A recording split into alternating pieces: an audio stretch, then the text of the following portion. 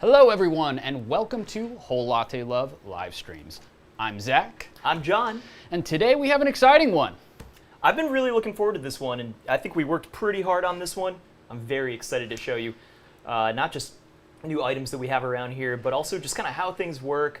We're going to do some experiments as well, and you know I love that stuff. Yeah, so today we're going over our new flow control paddles.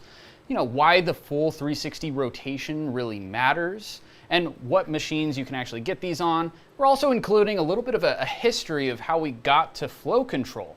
It's actually a pretty relatively new history with something that dates back to the beginning of E61s.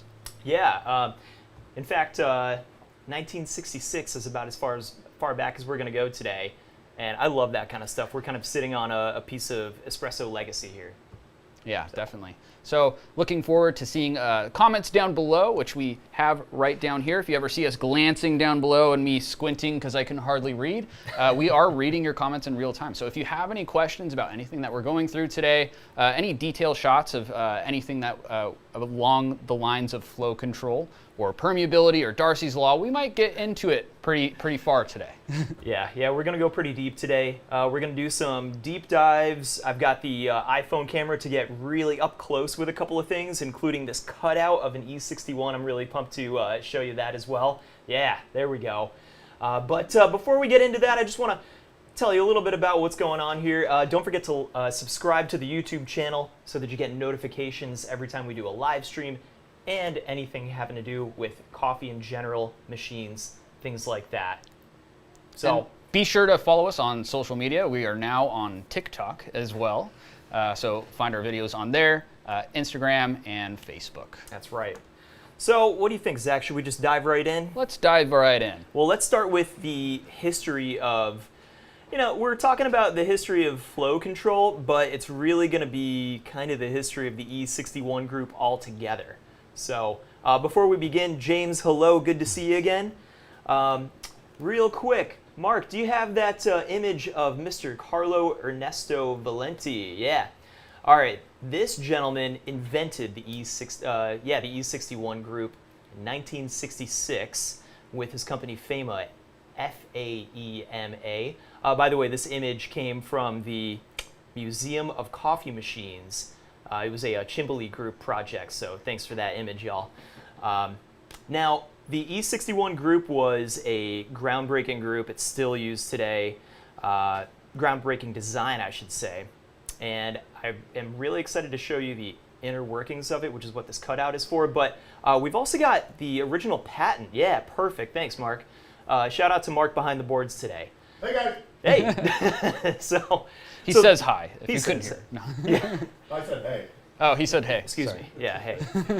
Now, this is the original drawing for the patent for the E61 group. This is going to look pretty familiar to a lot of you. Zach, just by looking at this, what can you tell me is going on here? Well, there's a lot of components here, John. Wow, thanks for the roundup.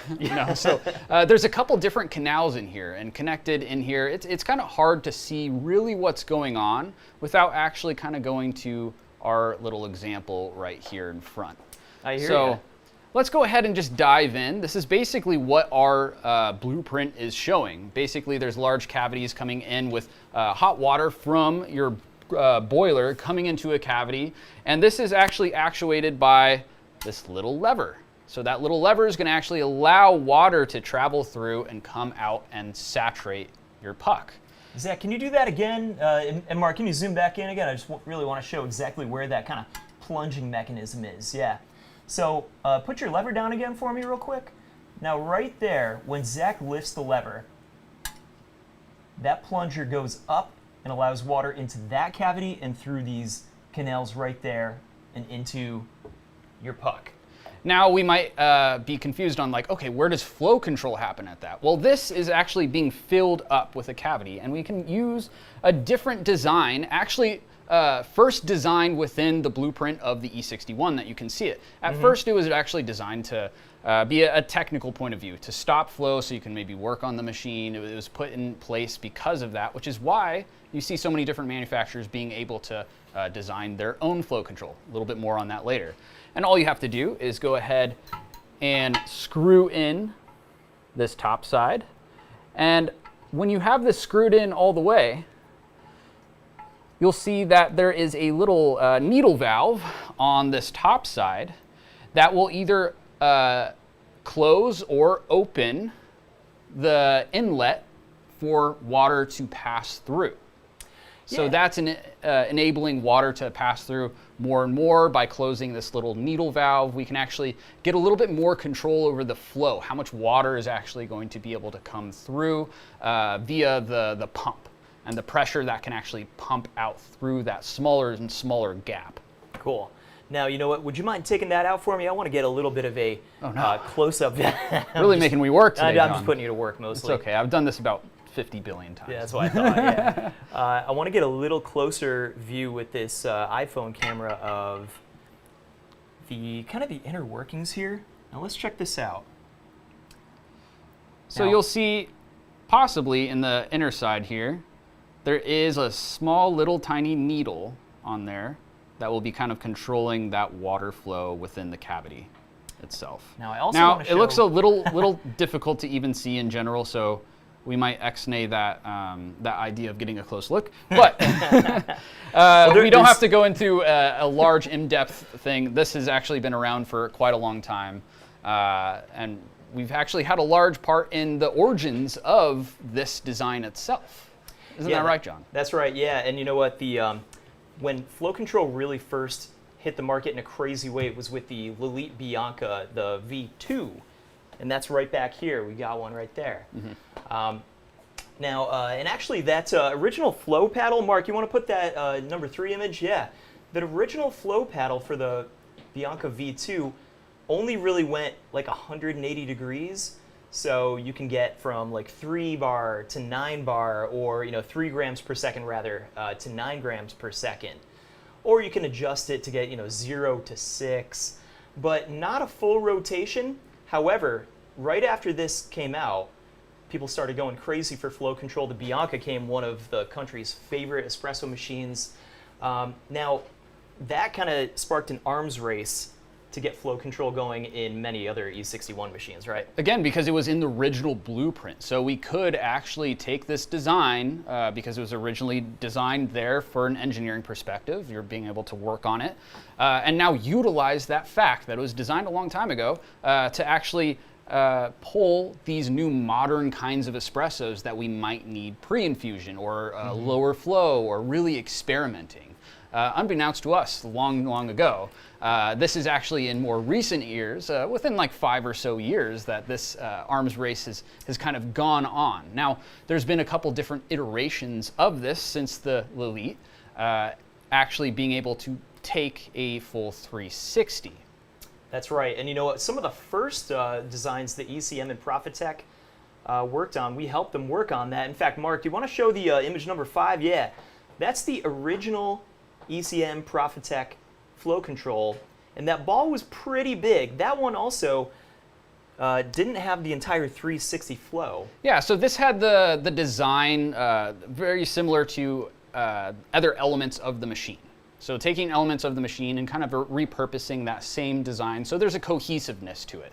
So similar this was designed knob. Exactly. Yeah. So through ECM, Michael over there, and our designers here, including Jesse, large part in the ability to design and move forward with that. Now, since there were some little tweaks that needed to be made so we can make that full rotation, that then kind of transferred into our next version, which you typically see nowadays, which is this ball. So this ball is kind of what you see on most things. I think the beautiful addition from Wiedemann has really excelled with the aesthetic of this ball design. So now you can get it in multiple different kinds of woods. It's still useful, but when you're using it, there is an ability factor that we didn't quite look into at first. At first, when we were looking at flow control, we're only moving small ways. I think when we first had this idea of flow control, now we've expanded on our ideas. We want that full 360, and we want an easy ability to also go that 360 and beyond. That's right. So that's when we really had to look into the design yet again. Okay, how easy can I make these ramp downs, ramp ups, and also just like the ability to kind of like pinch on something, right?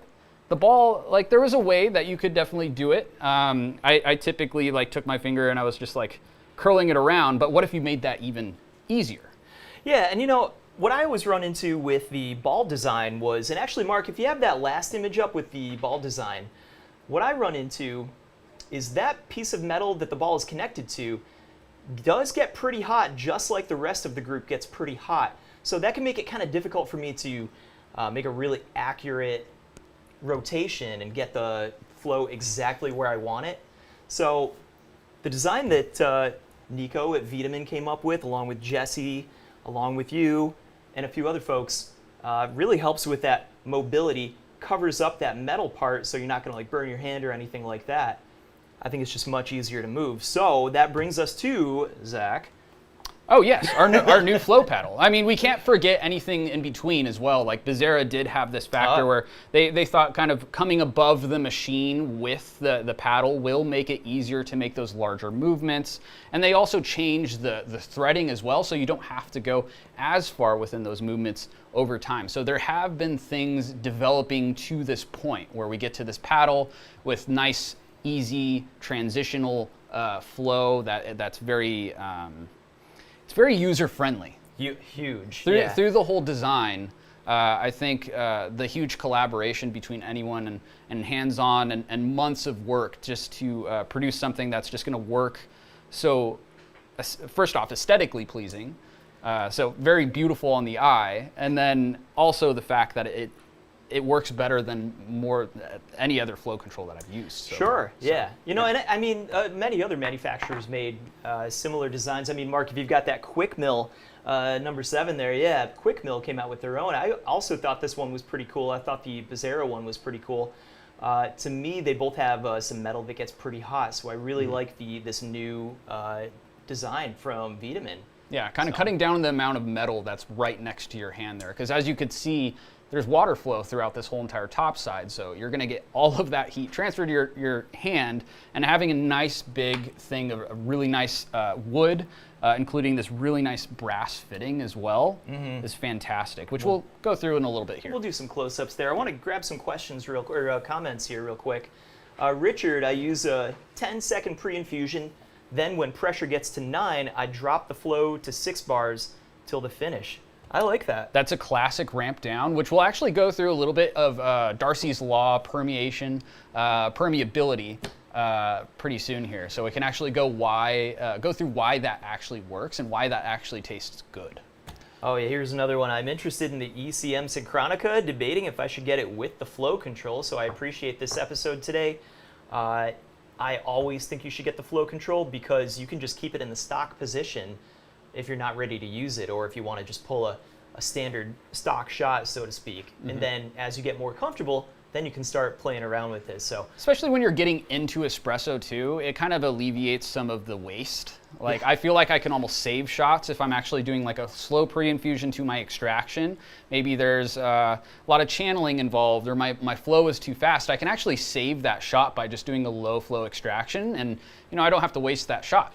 I don't have to throw it out. I can actually get something that will taste good. It's a different kind of shot entirely, but well, that's sort of like what Richard was saying. He'll ramp things down near the end of the shot. So if you see your shot kind of running away from you, it's really fast, you can just slow down that flow and try to slow your time down to get a little more contact time between the water and the coffee. So a similar thing. 20 grams, 50 out, and my machine is an E61 Nice. And you know what? I was doing a 20 in, 60 out earlier today too, so we're pretty close there. Lungo range, right? Lungo range. Yep, exactly. Now, why we want flow control? Yeah, perfect. Now we're getting into it. We're definitely getting into there. I'm trying to stay on schedule today, so we'll see how well we do that. I really want to hop on that question. We will soon. Yeah.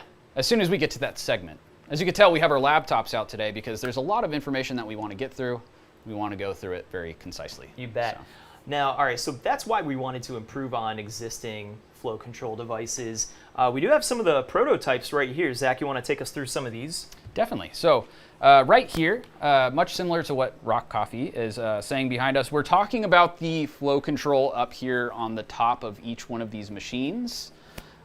these paddles specifically, how they're designed and how they're actually improving your ability to pull shots on an E61 with just a little bit more control, and honestly a huge upgrade in aesthetic. Totally, yeah. Could be a personal opinion, but yeah. All right, so what we have here are some of the original designs. So we actually helped design this in-house through kind of months of different kinds of design iterations, heavy use.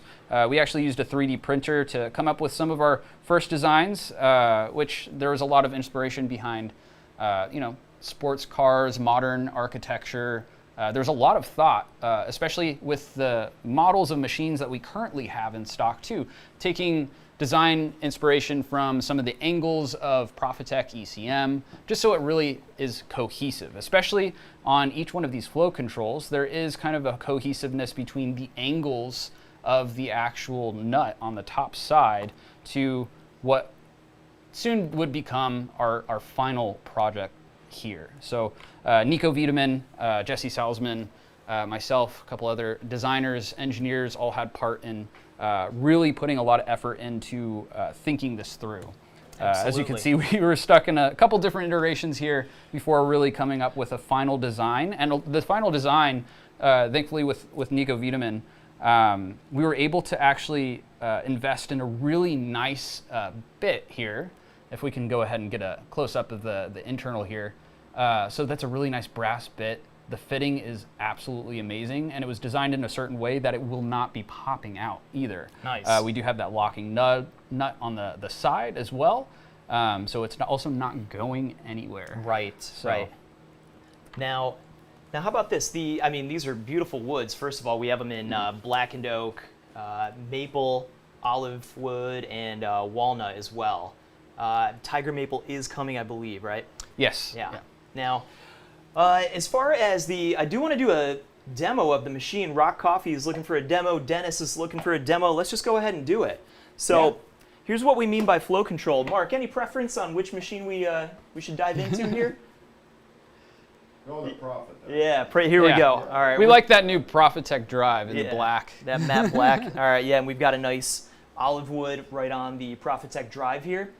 So this is the basic idea behind flow control. I'm going to shut this all the way. This is a rotating knob right on the top.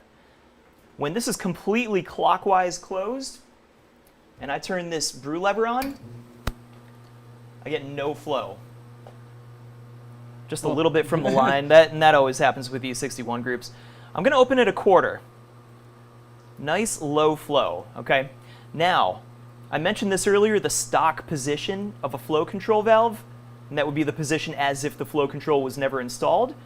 That is 1 1/4 turn open for Profitec and ECM machines. Well, depending on rotary or vibration pump. So, and we're going to get a graph on that soon too, yeah.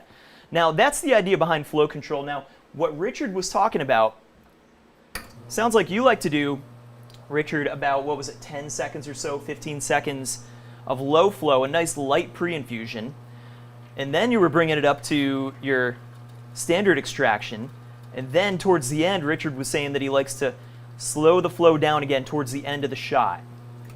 Now that can be a huge improvement for your espresso, instead of just slamming your coffee with a full 9 bars of pressure right off the bat. All right, so John, I'm going to ask you the question.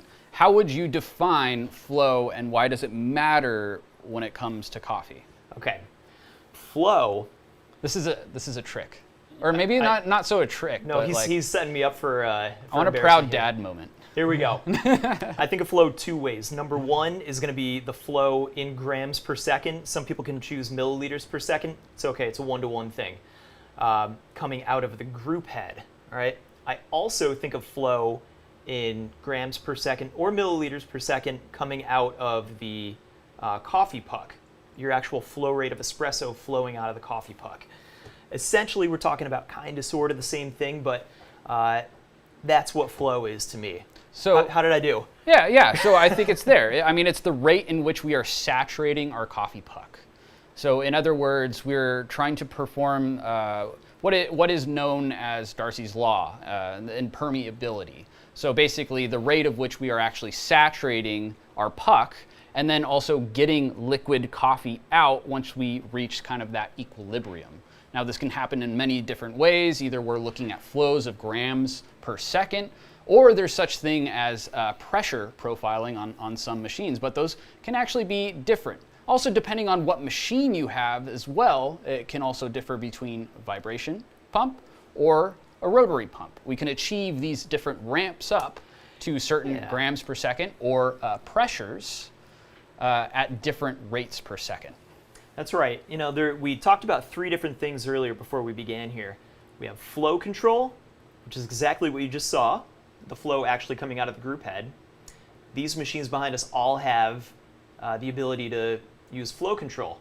There's also flow profiling, and that's not the same thing, right, Zach? Yeah, so flow profiling is typically something that is found on other machines, like the Delacorte Mina would be a great example, where you're actually using what is known as a flow meter on the inside of the machine that is calculating how many milliliters are actually traveling to then saturate your puck. So it's a little bit different than just limiting the amount of water. This is actually controlling the amount of water of flow out based off of that actual smart little device. It's basically a little fan counting the amount of milliliters out. Specifically, the flow coming out of the group head, or out of the, excuse me, the espresso flow coming out of the puck, right? Correct. So we're using like a limitation sort of factor. But keeping in mind that pressure is constant from the pump. We're just limiting the amount of water drawn due to like closing kind of that cavity. So it actually just comes out in a limited factor. So don't think that you're limiting the amount of pressure, because if you're limiting the amount of pressure, that is actually technically pressure profiling, which is also known in other machines like the U, where you're controlling the amount of energy to the pump. So it's actually ramping down and up from the pump itself. So that's very different as well. Now that's the third one, is the pressure profiling. Not the same as flow profiling, not the same as flow control. Yes. Right? We're manipulating the power that the pump is giving to, or the pressure that the pump is giving to the coffee. Exactly. And then we should talk about vibration pumps and rotary pumps, because rotary pumps actually have a higher max than a vibration pump. So it's actually going to just be seen within that pre-saturating, the permeability just a little bit different. Those profiles just naturally look a little bit different because of these maxes. It's kind of like when I lift weights at the gym, you know? So if my max is like, let's say 225 on bench. I'm gonna come up with a different analogy for myself, but and I'm lifting like 120 pounds. I can do 120 pounds, no problem. That's a rotary pump. 125 or 20 pounds, that's fine. Sure. Well, let's say the vibrational pump, I'm lifting, my max is 125 pounds. I'm only 5 pounds under. I'm not going to be able to do that as well from the start, you know? Sure. So sure. We're not quite getting. Actually, I like that analogy. I think I understand. Makes sense somewhere in there. And you know what? We have really great visuals for this. Mark, you want to bring up number 8? This is the graph for the vibration pump machines, at least for the Profitec and ECM machines. Now, have a look at, on the very bottom, valve open turns. If you open that valve, that flow control valve, only a quarter turn, what you're going to get is 2.2 grams per second coming out of the group head. Now, keep in mind, that's not the flow of coffee coming out of your puck. That's simply just coming out of the group head, just actual water coming out. Now, if you follow that up, 1 1/4 turns, that's the stock flow rate for vibration pump machines, at least, you know, in the ECM and Profitec world. So, and you've got everything in between there too. You can even do a 1/8 turn open. There's no limit to what kind of flow you can get out of these things. So now you're going to find that the rotary pump stock settings are a little bit different, and we've got a graph for that too. Mark, you want to bring that one up? I think it's number 9. There it is. So as you can see, once you get up to 2 full rotations, you've got wicked flow coming out of the rotary pump machine. And again, the 1 1/4 turns is still going to be the stock flow rate for rotary pump machines. So about 7 on vibration pump machines and about 11 on rotary pump machines. But either way, you've got total control with your flow rate if you have flow control installed. And I forgot who mentioned it before, but that's why I think it's just worth having these. So Richard has a rotary pump machine, and you can, Richard, you're right. He says, I view profiling in terms of pressure as seen on the E61 flow meter on the group head. Yeah, your pressure will follow your flow. It's going to trail behind it a little bit, though. But there's also another important factor there. So profiling will also matter dependent on the restriction. So coffee is our restriction. So there's going to be factors like CO2 is our largest restrictor when pulling espresso. So if we don't have enough CO2, it's an older coffee. Technically, that pressure that's showing on your gauge might never hit that 9 bar. We're missing a restrictor, but you still opened it to 1.5 bars. So you're not going to show much pressure. 1.5 turns? 1.5 turns. Gotcha. And you won't actually see that pressure because it's not hitting that same resistance. Now, what about if you grind really coarse? So if you grind really coarse, you're going to find the same way. You're never going to actually see that pressure increase. It's going to stay pretty low and then even flow faster over time as well. Because there's a lot of different kind of chemical reactions happening if you do have a proper grind size. We kind of think of it like puzzle pieces fitting all in the right spot.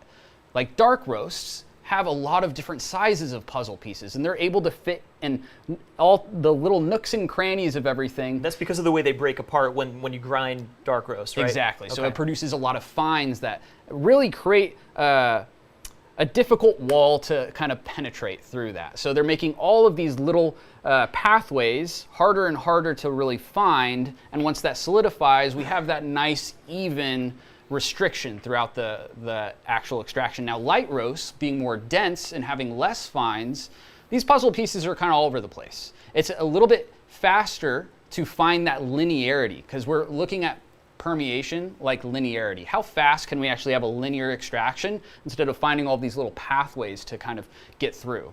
So light roast, dense roast, we have a really fast linearity, and we have those abilities to find channeling a lot faster as well. So your pressure and profiling off that pressure is a little bit more difficult, which is why we use tools like the press sensor to really follow that sort of pressure and grams per second, and knowing exactly how much water is actually passing through your puck.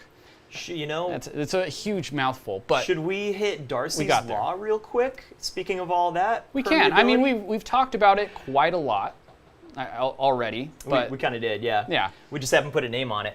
Yeah. So basically, the way that water moves through a substance, a packed substance, is subject to Darcy's Law. So think of it like a big cylinder, and you've got a bunch of golf balls, and you pour water through it. The water is going to just fly right through. Now, how about if you have sand? It's going to take that water much longer to go through a bunch of sand than it will like golf balls, for example. So I think you're right. We pretty much already covered Darcy's Law in that last example, but that's the name of it. Yeah, so we have ways of actually controlling this, like how fast we can actually get to this linear ability to get this gram per second to this gram per second faster, right? So in order to have like nice even extractions, we need good puck prep because channeling will happen to get this linear to this linear at an appropriate amount of time through a whole extraction. So puck prep is going to be extremely important. Grind size is going to be extremely important. And then also what coffee you're using. Now, all of these things can come together perfectly, but we could still pull something wrong, which is where pre-infusion comes in hand, and which is why we use flow control in so many different ways, and specifically most of the time for pre-infusion. That's right, yeah. Richard's got a good point. This has been fun talking about this stuff, that you can use it on the other end of the shot where you're ramping down your flow to kind of, I do this with dark roast, for example. I ease back on the flow to stop it from over-extracting. Dark roasts are very soluble. You can over-extract them quickly. So sometimes I'll just bring the flow back towards the end of the shot, but those lighter roasts, those are thirsty coffees, I like to say, at least. So I'll go as high as 15, 20 seconds, and you know, and end up saturating the entire puck before I brew. So what do you think? Do you wanna do a demo? Yes, Yeah. because these do actually taste differently. So that the reason is why, because of our grind size. We have more ability to mess around with the same grind size. So think of like a light roast that you have to do a super fine grind on because that's the only thing that you can do with it. But when you have only these fines and immediate solubles, well, those are only those kinds of taste compounds, those kinds of acids that are only soluble during that time. Now, if you expand past that and you can go a little bit coarser because you're controlling your flow out, oh, all of a sudden I'm expanding on these acid compounds and taste compounds that are actually fruitier. Oh, whoa, all of a sudden I have these fruits and instead of like this immediate bitterness because I had to go so fine because that's what my machine allowed me. So if I slow down my flow, I can actually control all of those taste compounds exactly when I want it. So it depends on what coffee that you're using specifically, if this is going to be needed or not. Oh, for sure. But yeah. You know, for example, it's a a light very roast, I useful would tool. pre-infuse a lot. A dark roast, I would just ease back the flow on the end of it. I'll tell you what, I'm actually going to make that grind pretty fine on the Chiato E37S. Yeah, so let's go ahead and take, this is a nice medium roast that we actually have here. If we want to go ahead and get into, we might already be there, but there we go. Awesome. Nice. So this is a nice medium roast, so it's our Buzzopolis. So I know the possibilities of this coffee. This coffee can kind of get into this like citric, vanilla creamy, but if I'm limited to just a fine roast, I'm technically limited to very specific taste compounds, right? Because of that grind size, because of flow. Flow is also equal to taste. So if I'm limited to that, I might not be able to get into everything. But with a nice pre-infusion, maybe I could. Maybe I can have a nice even temperature throughout the entirety of my basket before extracting. Like let's take this worst case scenario where it's super fine. Maybe I can actually save it a little bit because I have these similar temperatures throughout my extraction. You get a little more. There we go. Show the action. Yeah. And the thing about similar temperatures is that there are only certain acids, taste compounds that are dissolvable at certain temperatures. If I know that I like the taste compounds at a certain temperature and I can have that constant throughout, and it's only achievable through a pre-infusion to get that similar temperature throughout, then it's totally achievable. If not, then I might actually be hitting a brick wall before I am actually able to extract my portafilter. So let's think about that. If I'm going straight to 9 bars of pressure on this portafilter right now, you'll actually hit CO2, the top of this puck, a lot of resistance right away because 9 bar, hitting a brick wall. Okay, this top of the puck is going to get a lot of heat and we're going to be dissipating heat immediately right away. Where if I actually slow down my extraction, at first, let's say it's 198 like throughout the whole entire bed, and then I'm extracting, well, that flow through is going to be all the similar temperatures with a similar flavor profile. Long-winded example, but let's go ahead and just put it in action. I liked it. More info is, I'm a more is more guy. Here we go. Now, I'm going to start this with, let's do a 10-second pre-infusion. So nice low flow. By the way, with these E61 groups, I usually choose about a quarter turn open for my pre-infusion. So let's see what we get here. And later, I'm also going to show you, with some of the time we have left, we're going to show you how to check your flow rate. There we go. Let's open you up.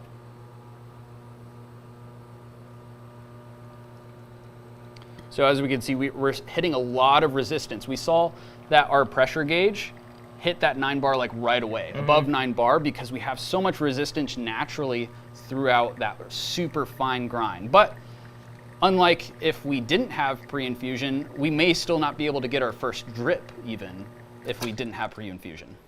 But here, we're actually able to achieve something in actually an adequate amount of time. So this is actually sippable. Yeah, and you know what? Pro tip here, I like to not use the very first pre-infusion as part of the total shot time. So that was a 10-second pre-infusion. So the total shot was about 36 seconds. I would chop off the first 10 seconds, and I would end up calling that a 26-second actual infusion. So keep that in mind when you're doing shot times and thinking of shot times and things like that. Don't count your pre-infusion as part of your shot time.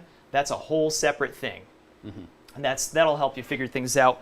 Because if you've got, like a 25-second shot, but 10 of those seconds were pre-infusion, what you really have is like a 15-second shot. So something to keep in mind. That's a little pro tip. Yeah. So Dennis is actually asking, isn't that why the PI active and passive will accomplish what the PI, so pre-infusion, active, and passive, which are basically active pre-infusion where we're actually seeing flow, and then passive just being time of saturation, where you're actually letting that flow now saturate, right? Saturate the puck before the extraction. Yes, that is exactly what it's doing. So if you pre-infuse, let saturate, you aren't hitting a brick wall because, you're now able to get like a linear extraction throughout because you've pre-saturated, you've created these funnels of less resistance, but it's actually extracting at that point. What was your cement analogy that you gave me? Yeah. I like that. So basically, it's the same thing as, okay, we all know cement, it comes out as a dry, powdery product at first. We have to mix water with it. Could you imagine the dry cement and trying to distribute that through a hose? You'd hit a brick wall the whole entire time. It's a dry cement. In order to actually have linear flow, you have to saturate it to have any linear movement. It's the same exact thing. It's just not going to move unless it's actually already wet. Correct. Yeah. Tell you what. All right. Cheers. Cheers. There we go.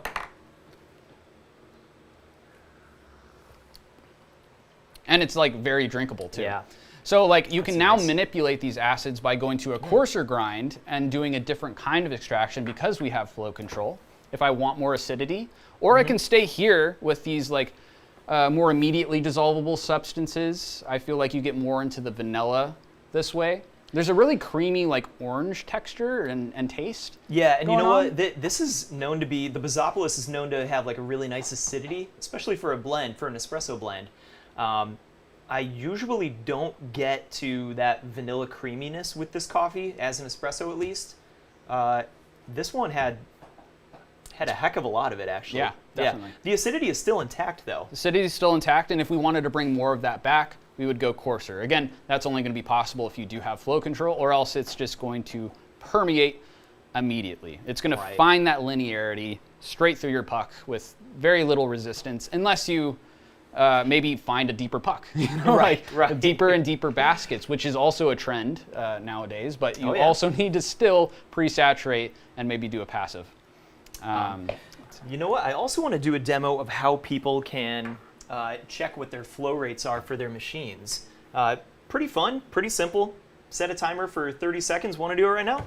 Yeah, and we actually have one more question sure. from Dennis too. Yeah. Profitec, I believe, does not include the PI in the extraction counter. Yeah, so they don't even include that there. I believe that is correct. Yep. So. Yeah, actually, I think you're right, Dennis. Yeah, some machines will actually count from negative numbers up during the pre-infusion phase. Yeah. If you have flow control, you're not going to get that negative number counting up during the pre-infusion phase.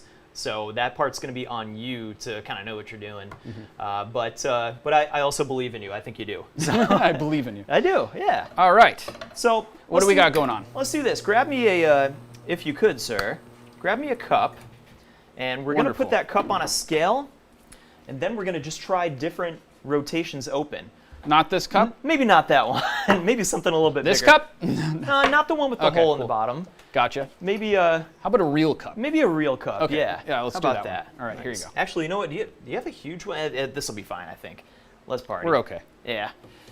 Now, you want to grab that iPhone, Zach? We're gonna just see what the flow rate is of. Let's do just that quarter turn open because that's kind of how I like to pre-infuse here. Ready? Yep. Let's see what we got. And you know what else? I'm going to start a timer. So we're calculating flow right now, right out of the group head? That's right, yeah. Gotcha. So you can actually do this right from the comfort of your own home with your own machine right now, even. All you need is a scale and a timer. Ready, set, go. Hopefully my timer did turn on. So at the end of 30 seconds, all we're going to really do is just divide. You can also do 10 seconds because it's easy math. That's but like true. that's also like the inner engineer in me. That's true. Well, that's just math, yeah. So that was about like 47, looks like, seconds. Maybe 45 because I missed it a little bit. 40, yeah, 40. Thank you. 45 grams or so per 10 seconds. In fact, this one's a little fast, so that's kind of good to know. I did see this one flowing a little bit fast in the beginning, so that kind of makes sense to me. And this is actually a brand new out-of-box machine too. So these are also good things to kind of check right away. Where are my spots that I need to be at? They're achievable. They're there. We just need to get to know your specific machine. Right, absolutely. So what is the reason that the flow is better? I'll tell you what, this James flow control paddle, the reason that I like it is it covers up the metal on top of the E61 group. And I always find that when I'm trying to make adjustments, I kind of have to touch the metal a little bit, and that doesn't feel very good. You know, and I've got barista hands, I can handle heat, but I can just be way more precise and make way better adjustments accurately if I'm not just kind of getting toasted the whole time. So there we go. Yeah, thanks, Mark. I like that close and up. the Luca flow control, I actually have zero experience with. I also have zero experience with. I wish I could comment on that one. Yeah. Well, we got a few minutes left. What do you want to do? You want to use the press sensor a little bit? Yeah, let's Yeah. go ahead and dive into the press sensor. I Cool. think this is an amazing app, especially when starting out your flow control journey of trying to achieve different flavor profiles. Again, the reason why we're going through flow control and why this was kind of looked at 5 years ago and very recently is because of the modern advances of different kinds of coffee. There's so many different things that we can do with one kind of coffee and achieve so many different flavor profiles just to this one innovation. Yeah. It's and it's very manual as well. I mean, for me, I have been a barista in cafes for years.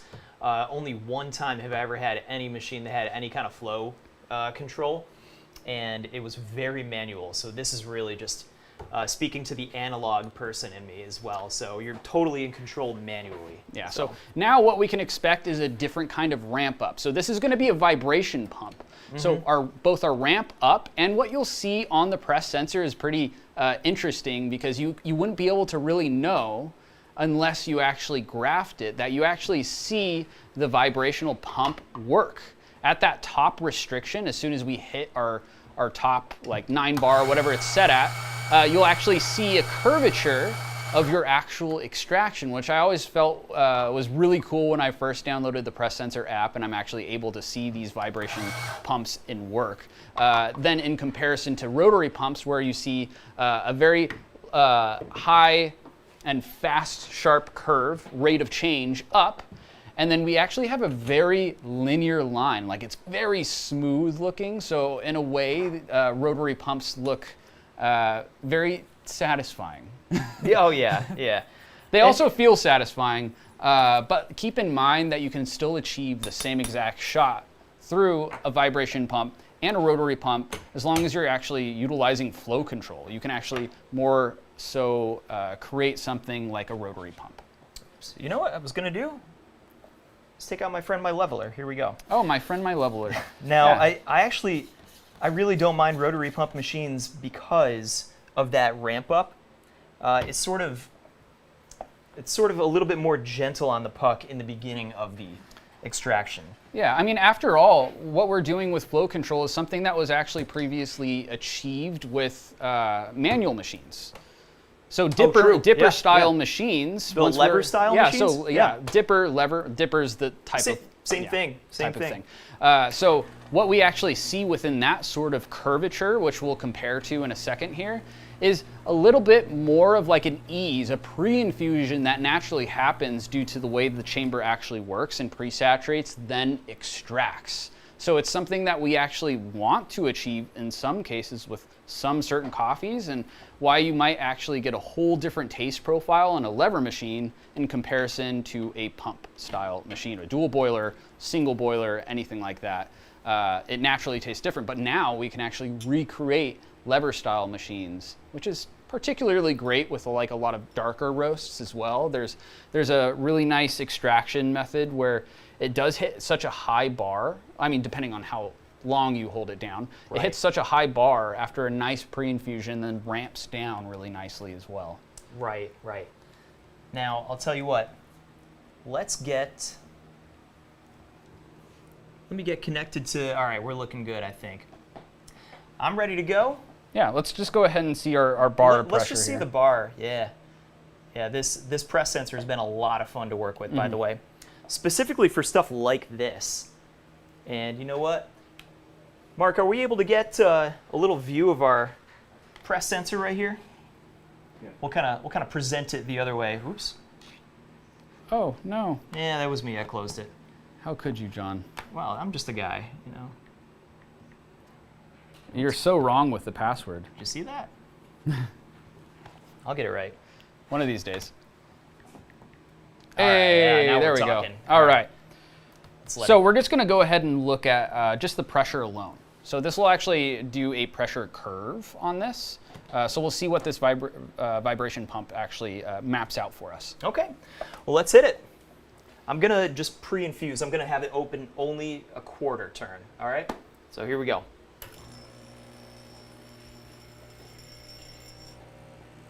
Are we rocking? Once it actually hits 0.8 bar, it'll start automatically. Awesome. Or I can start it manually, either way. Cool. Oh, there it we goes. go. So we just Now hit we're talking. 0.8 bar. Nice. So with the Press Sensor app, you can also lower that to even like 0.1 if you'd like. We just wanted it to start mapping at 0.8 bar. There we go. All right, so you can kind of see that curve there. And how fast that curve was too, with a lot of pre-infusion. Oh, I pre-infused a lot. You know, yeah, I should have set that to 0.1 so it starts reading quicker. But this ended up being a 36-second shot regardless. So let's see what we got. Yep. All right. Cheers, y'all.